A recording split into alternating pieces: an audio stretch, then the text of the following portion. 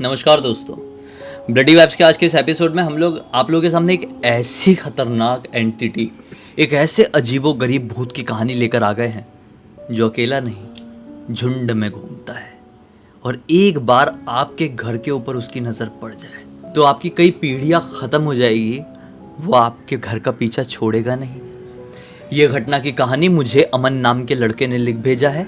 बिना देरी किए उनकी बैक स्टोरी पर चलते हैं और पहुंचते हैं एक्चुअल घटना की तरफ। फिर तो अमन, नमन और अमित तीन पक्के वाले दोस्त थे, नोएडा के रहने वाले। बचपन से ही दोस्त थे, आस पड़ोस में ही रहते थे, साथ में स्कूलिंग किए, साथ में ही कॉलेज की पढ़ाई किए। तीनों के अच्छे मार्क्स आए, नॉर्मल पढ़ाई किए हुए थे, कोई एकदम हाई फाई वाला कोर्स नहीं, एकदम नॉर्मल वाला। लेकिन ऐसा था कि जॉब वॉब करने के लिए नोएडा में नहीं, कहीं बाहर जाना है। हम मुंबई जाएंगे या कहीं और जाकर सेटल होंगे, लेकिन हमको हमारे होम टाउन में जॉब नहीं करना है। ऐसी उनकी पर्सनल चॉइस थी। क्यों थी, किस लिए थी, ये उनके ऊपर है। तो ये लोग, जैसे इन लोगों का कॉलेज का रिजल्ट आया, प्रॉपर डिग्री इनके हाथ में मिली, तो इन लोगों ने प्लान किया कि यार अब जो हमने प्लान किए थे उस चीज़ को अंजाम देना है। मतलब लाइफ में आगे बढ़ने के लिए अपना शहर छोड़ना है, दूसरी जगह पर जाकर सेटल होना है। कल को हम आपस में एक दूसरे से मिल पाएंगे कि नहीं मिल पाएंगे पता नहीं, तो हम उससे पहले कहीं चलते हैं घूमने के लिए, एक स्टेकेशन मार के आते हैं। जब ये लोग स्कूल में थे ना, तब से ही सपने देखते थे कि हमको कहीं स्टेकेशन के लिए जाना है। स्टेकेशन क्या होता है? मतलब आप कोई ऐसी जगह जाते हैं जहां पर आप छुट्टियां बिताते हैं, वहां पर रहते हुए प्रॉपरली, वहां पर ज़्यादा समय के लिए रहते हैं। तो ठीक है, अब तो बड़े भी थे, रोकने वाला भी कोई नहीं था, मार्क्स भी अच्छे आ गए थे, अब जॉब करने वाली सिचुएशंस थी। तो पेरेंट्स लोग ऐसी सिचुएशन में ना रोकते नहीं है ज़्यादा। पेरेंट्स को भी पता होता है कि बच्चे बड़े हो चुके हैं। तो ये सब लोगों ने डिसाइड किए मिलके कि हम लोग कोई छोटे गांव घूमने के लिए जाते हैं। पैदा भी बड़े शहर में हुए हैं, शहरी लाइफ में देखे और ज़िंदगी काटे हुए हैं, छोटे गांव हमने बहुत कम देखे हैं। तो चलो कोई गांव में स्टेकेशन करके आते हैं, लगभग 1 महीने का। कहाँ चले, कौन सा गांव ढूंढे? तो आखिरकार इन लोगों ने मिल बांट के प्लान बनाए कि हम लोग आसाम के किसी गांव में जाते हैं। एक गांव का नाम नमन ने बोला, जो कि बड़ा ही खूबसूरत गांव था। इन लोगों को मालूम नहीं था, नमन ने भी पहले किसी से सुना हुआ था। नमन ने बोला वो गांव डायरेक्टली चलते हैं, नेट में इतनी जानकारी मिल नहीं रही है उसके बारे में, डायरेक्टली चलते हैं। और अगर वो एक घूमने वाली जगह है तो ऑब्वियसली हमको वहां पर स्टे करने के लिए कोई रिजॉर्ट, घर, ये सब मिल ही जाएगा। ठीक है भाई, घर वालों से परमिशन लेके ये लोगों ने 1 महीने की पैकिंग कर ली है और अपनी ट्रेन पकड़कर आसाम के उस गांव में पहुंच गए। ठीक है, ट्रेन फ्लाइट जैसे ही पहुंचना था, ये पहुंच गए। गांव में पहुंचे तो सही में यार गांव बड़ा खूबसूरत है, अलग ही माहौल। शहरी दुनिया से, भाग दौड़ भरी वाली दुनिया से निकल के ये लोग एकदम शांति वाली दुनिया में आए थे। बहुत अच्छा लग रहा था। आते से ही इन लोगों को एक छोटा सा ढाबा दिखाई दिया। बोला कि सही है, तीनों ने बात की, सही है, यहाँ पर बैठ के एक एक चाय मारते हैं। और जो ढाबे वाले अंकल जी हैं, बूढ़े अंकल दिख रहे थे, ये कोई 80 साल के आसपास की उम्र रही होगी, अकेले वो काम कर रहे हैं, धीरे धीरे चाय बना रहे हैं अपना। उनसे ही पूछ लेंगे, अंकल जी यहाँ पर रहने की कोई सुविधा मिल सकती है? कोई अच्छा होटल, लॉज, रिजॉर्ट ऐसा मिल सकता है क्या? ऐसा सोच के ये लोग उस ढाबे में चले गए। एक बेंच लगी हुई थी, मस्त से बैठ गए। अंकल जी चाय। अंकल जी ने चाय बनाकर लेकर आए, तीनों को दिए। अब तीनों चाय पी रहे हैं, अंकल जी भी सामने एक टूटी फूटी सी कुर्सी में आराम से बैठ गए। चाय पीते पीते अमित ने पूछ ही लिया, अंकल जी यहाँ पर कोई हमको रहने की सुविधा मिल सकती है क्या? आने वाले 25-30 दिन के लिए हम लोग यहाँ पर रुकना चाहते हैं। कोई लॉज, रिजॉर्ट, घर वगैरह ऐसा कुछ मिल जाए तो। हम लोग छुट्टियाँ मनाने आए हुए हैं। अंकल जी बोलते हैं, तुम तो फिर बड़ी सही जगह आ गए हो यार। दरअसल मेरा खुद का घर है, मेरा जो पूरा परिवार था अब नहीं रहा। धीरे धीरे करके मेरा पूरा परिवार ख़त्म हो गया, लेकिन प्रॉपर्टी तो है। एक घर मेरा वो जहाँ पर मैं खुद रहता हूँ, और एक घर मेरा वो जो गांव के थोड़े आगे तरफ है, वहाँ पर कोई नहीं रहता है। आप जैसे राहगीर आते हैं, एक आध रात बिताते हैं और चले जाते हैं। अब आप 25-30 दिन की बात कर रहे हो, टोटल पकड़ लो 1 महीने की, तो ये तो बेस्ट है। तो ये लोग बोलते हैं, हाँ यार अंकल जी आप ले चलो, गांव के थोड़ा बाहर है तो क्या हो गया, हम तो वैसे भी घर पे रहने थोड़ी आए, रात में सोने के लिए आएंगे, दिन भर हम घूमेंगे, ले चलो। कहाँ है आपका घर? अंकल जी बोलते हैं, ठीक है ले चलता हूँ, लेकिन मेरा वो जो घर है गांव में थोड़ा बदनाम है।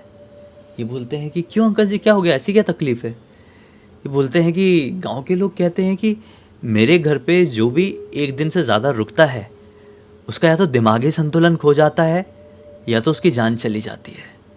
तुम लोग तो 30 दिन रुकने की बात कर रहे हो। कोई तो मेरे घर 2 दिन भी नहीं टिक पाता है। सोच लो, समझ लो, अभी भी रुकना चाहोगे? अंकल जी ने इसी तरीके से बोले। अमित, अमन और नमन तीनों क्या सोचते हैं, अंकल जी बहुत बुढ़े हैं, शायद उम्र की वजह से थोड़े सटिया गए हैं। जो बोल रहे हैं बोलने दो, अपन को रहने के लिए एक बढ़िया घर मिल रहा है। अंकल जी की इतनी उम्र है, ठीक से आवाज़ भी नहीं निकल रही है, तो पैसों वैसों के लिए ज़्यादा परेशान भी नहीं करेंगे, चिक चिक झिक झिक भी नहीं करेंगे। हम वहीं पर रुकते हैं, बेस्ट रहेगा। अंकल जी हमको चलेगा, चलेगा, आप ले चलो, कहाँ पे आपका घर?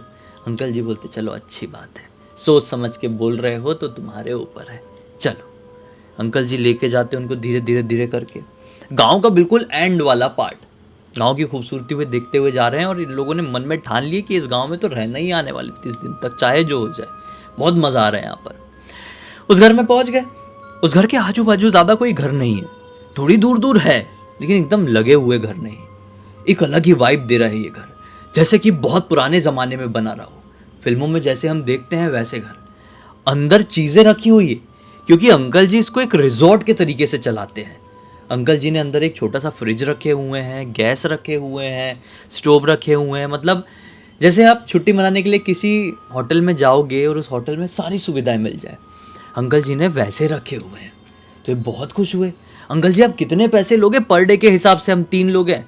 अंकल जी बोलते हैं अरे अब तो 30 दिन के लिए आए हो, जो मन पड़े दे देना, बाकी मैं नॉर्मल लोगों से इतना इतना लेता हूँ पर डे, 1 दिन का, आप लोग देख लेना। ये सोचते हैं कि पर डे भी वैसे भी ये कम लेता है, हम 30 दिन रुकेंगे तो और कम लेगा, ये तो बेस्ट है, चलेगा चलेगा अंकल जी, चलेगा हमको।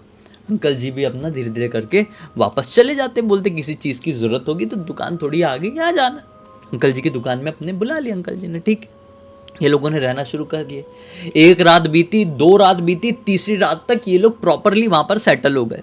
आज रात में इन लोगों ने बढ़िया अपने घर पे खाना भी बनाए हुए थे, क्योंकि स्टेकेशन ऐसे ही होता है, खुद ही घर पे खाना बनाते हैं भाई। क्योंकि आप समझ लो छुट्टी मनाने के लिए अपने दूसरे घर में जा रहे हो, टेम्पररी घर में जा रहे हो, ठीक है। इन लोगों ने मस्त से खाना वाना बनाए हुए हैं, इंजॉय किए हैं, बढ़िया बहुत अच्छी बातचीत की है। रात में 1:30 बजे के आसपास खाना वाना खा के सो रहे थे।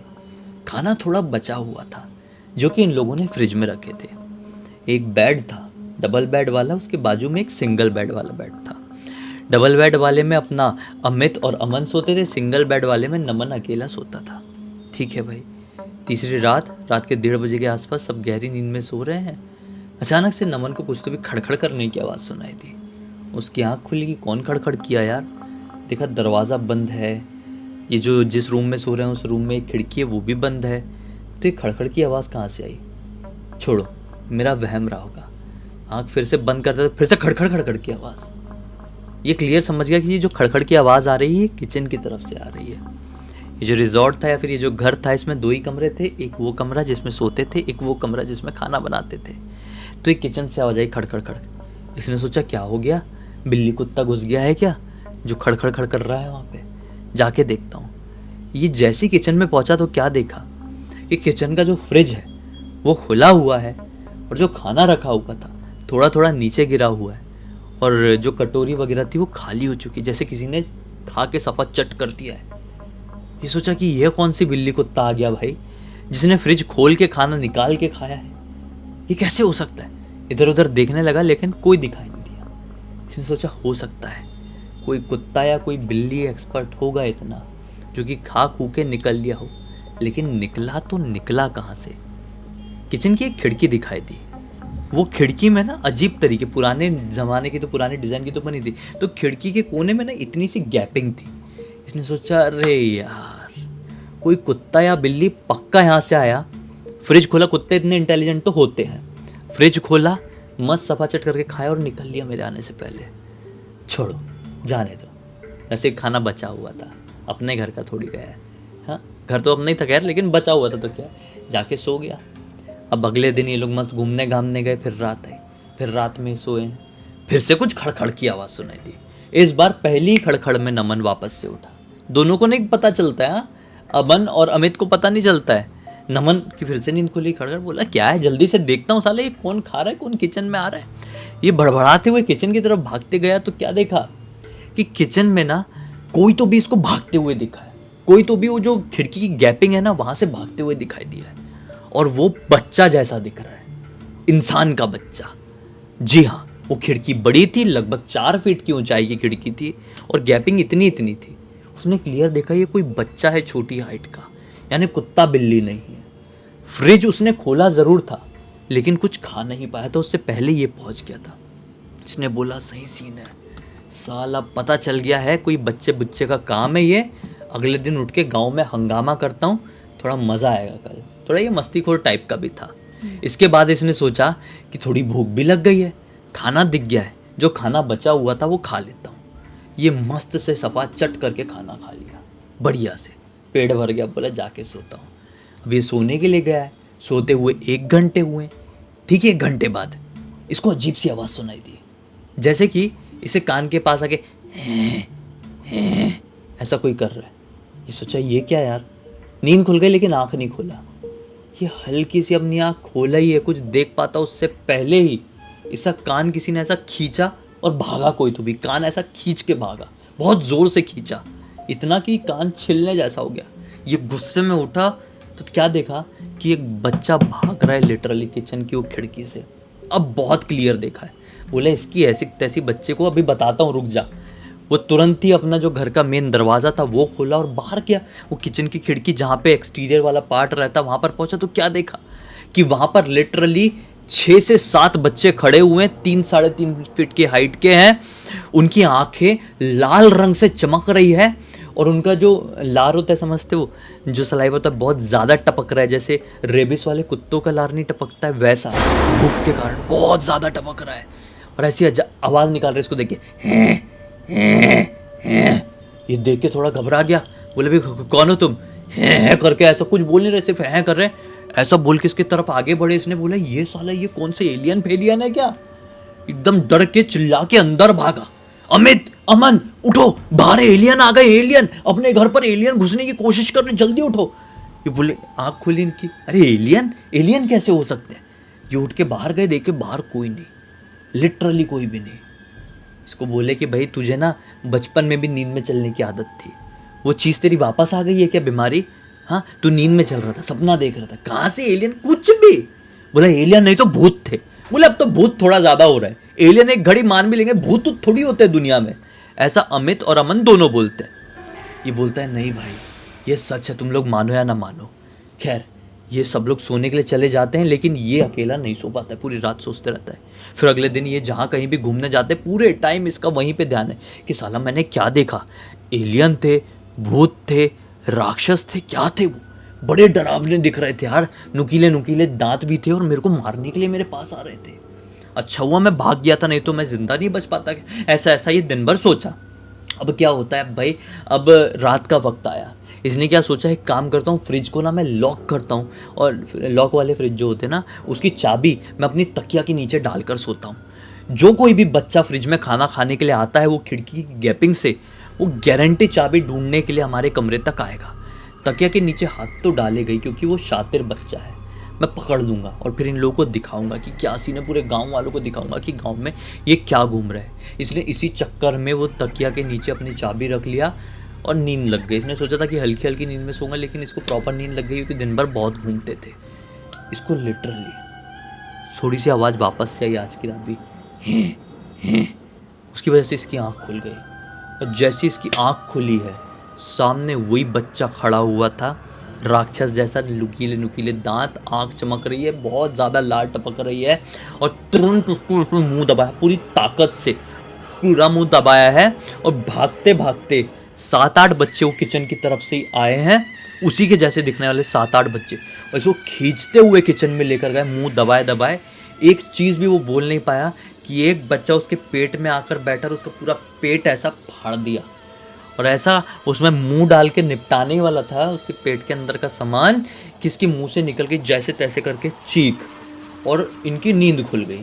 जैसे इसने चीखा इनकी नींद खुली, जो सो रहे थे अमित और अमन, और ये बच्चे झर करके भाग गए, चूहों जैसे भागे साले। कहाँ भागे? वो खिड़की की गैपिंग से बाहर भागे। भागते हुए अमित और अमन आए, अरे अरे नमन क्या हो गया, ये सब क्या, खून वून क्या हो गया? इसको पकड़ के हॉस्पिटल लेकर भागे। 24/7 वाला एक हॉस्पिटल था थोड़ी आगे खुला हुआ था। अब हॉस्पिटल डॉक्टर, गवर्नमेंट डॉक्टर था, डॉक्टर ने फ़ोन करके पुलिस वाले को भी बुला लिया, बोला देखो ये मैटर आया है लड़कों का, बाहर के लड़के अपने इधर के लिए छुट्टी मनाने आए हुए हैं। पुलिस वाले भी आ गए। डॉक्टर से हवलदार साहब ने पूछ लिए कि इसकी जान बचेगी कि नहीं, बता दो। डॉक्टर साहब ने बोले कि जान तो बचा लेंगे, आप रुक जाइए और इसका बयान लेकर जाइए, ये लड़कों नहीं तो इसके साथ वालों नहीं तो इसके साथ कुछ नहीं कर दिए। तो हवलदार साहब भी रुके रहे और हवलदार साहब भी अमित और अमन से पूछते रहे कि क्या मैटर है, बताओ, सही सही बताओ।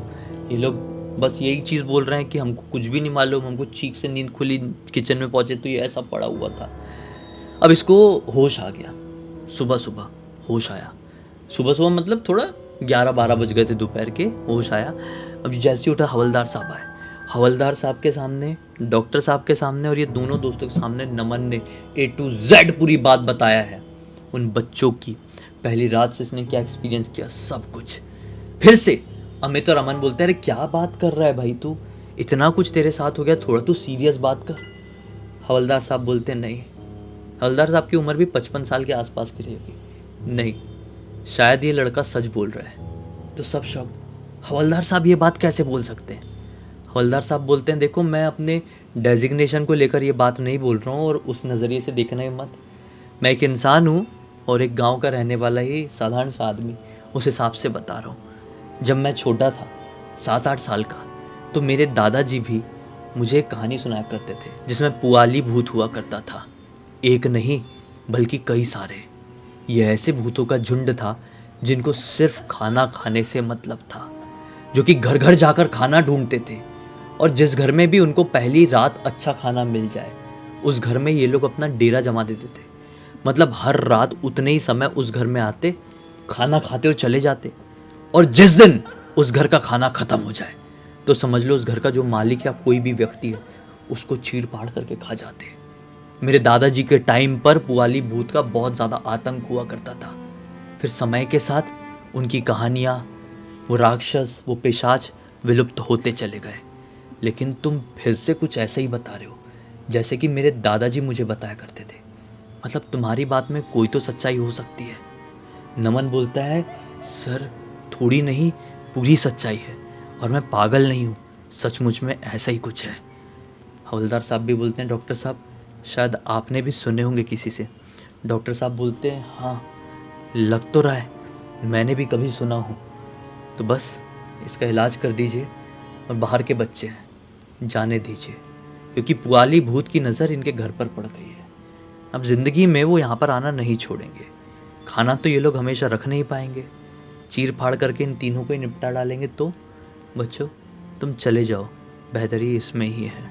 और इस बात को सोच समझ के ही किसी के सामने बताना, वरना लोग तुमको क्रैक समझ सकते हैं थोड़ा सा, क्योंकि ऐसी चीज़ों पर कोई भी आसानी से विश्वास नहीं करता है।